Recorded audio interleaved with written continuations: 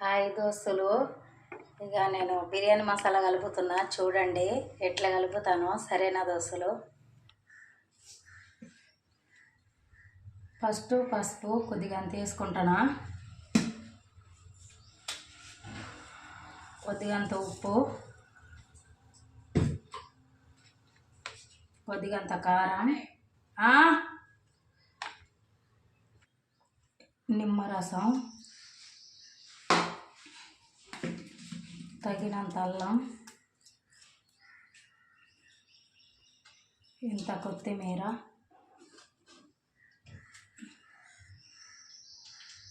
ఇంత పుదీనా, కొన్ని పచ్చిమిరపకాయలు, ఉల్లిగడ్డ పిసకాలి. ఇట్లా పిసుక్కోవాలి, నేను పిసకలేదు, మర్చిపోయినా.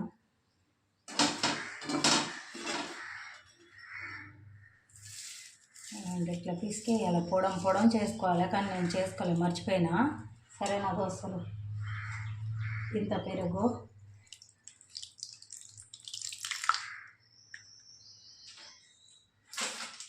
అప్పుడు దంచి పెట్టుకున్న మసాలా, బిర్యానీ మసాలా. ఎక్కువ అవుతుందేమో, తగినంత వేసుకోండి.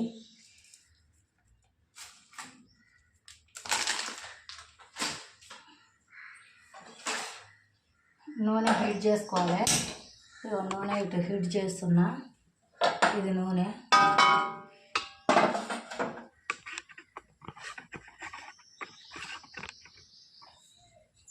ఇది కలుపుకుంటానా,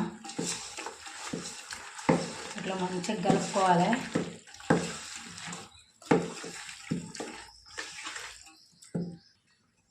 ఇట్లా కలుపుకొని మీద నుండి నూనె పోసుకుందాం. సరేనా దోస్తులు? నూనె బాగా హీట్ ఎక్కింది దోస్తులు. హీట్ ఎక్కినాక స్టవ్ బంద్ చేసుకొని జాగ్రత్తగా పట్టుకొని గుమ్మరియాలి. ఇలా నేను ఎలా గుమ్మరిస్తాను,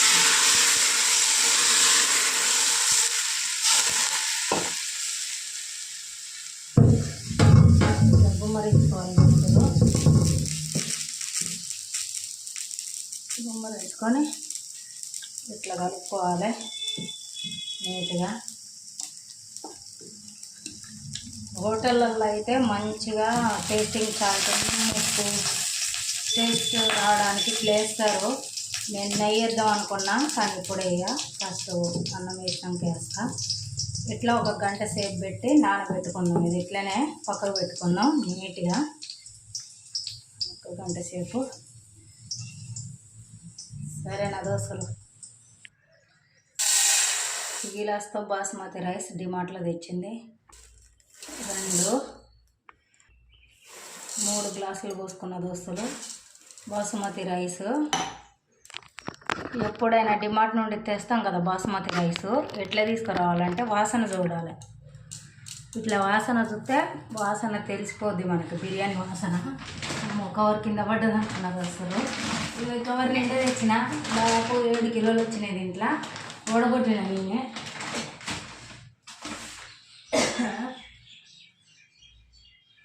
6 కిలోలన్నర, 7 కిలోలు కాదు దోస్తులు, 6 కిలోలన్నర వచ్చింది. దాంట్లో తెచ్చిన, వాడినాం. ఇది కడిగి పెట్టుకుందాం. అది ఒక గంట సేపు నానబెడదాం. కానీ గంట సేపు నానబెట్టిన తర్వాత బియ్యం కడుక్కోవాలి. ఇప్పుడే కడగొద్దు, బియ్యం మొత్తం ఆగమవుతాయి. సరేనా దోస్తులు? Like, subscribe, share. బియ్యం కడిగేసిన దోస్తులు. ఇది ఆకు వేస్తున్నా, కొద్దిగా కొత్తిమీర, కొద్దిగా పుదీనా, మిర్చి, కొన్ని లవంగాలు, కొన్ని జాజిపత్రి, దాల్చిన చెక్క,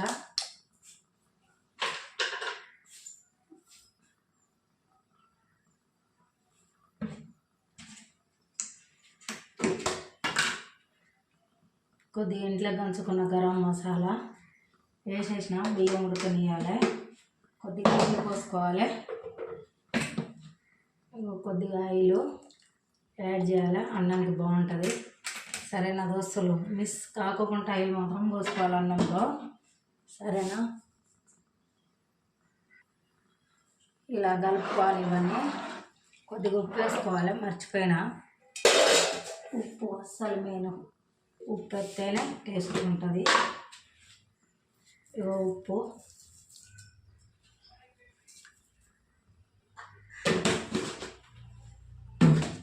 కలుపుకుందాం.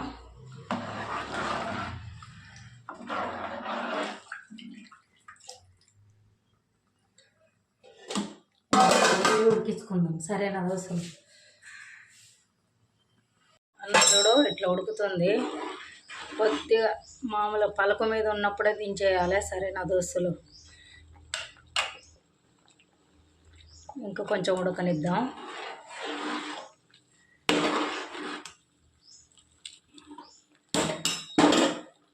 అన్నం ఉడికింది. దోశలు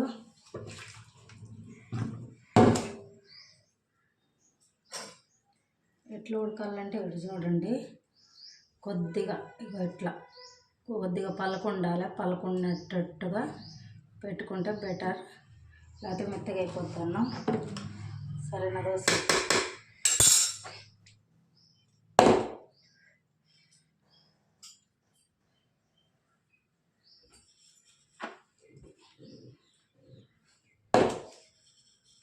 ఇలాంటి జల్లిబుట్టు ఉంటే జల్లిబుట్టులో వండుకోండి, లేకపోతే అన్నం వంపినట్టు వంపేయచ్చు.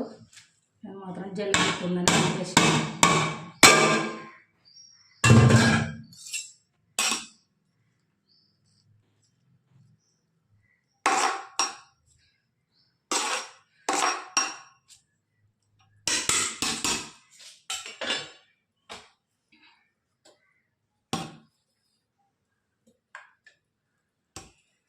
కొద్దిగా అంత నెయ్యి పోసుకుంటున్నా.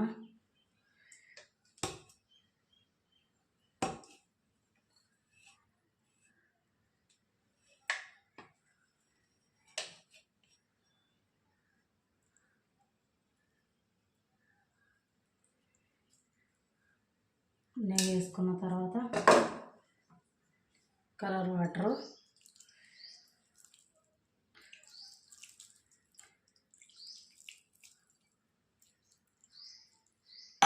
వాటర్ వేసుకున్నాక ఈ ఆనియన్స్, పుదీనా, కొత్తిమీర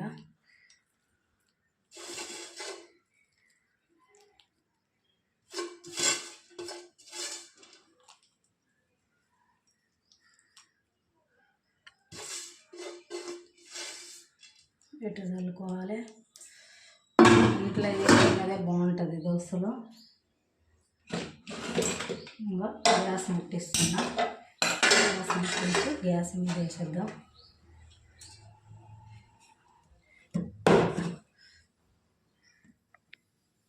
ఇట్లా మూత పెట్టుకొని హై ఫ్లేమ్లో ఒక 10 నిమిషాలు మగ్గనిద్దాం. తర్వాత దీని కింద పెంక పెట్టాలి. సరేనా దోశలు ఇలాంటి గిన్నెలో నీళ్ళు నింపి దీని మీద పెడతాను, బిర్యానీ మీద.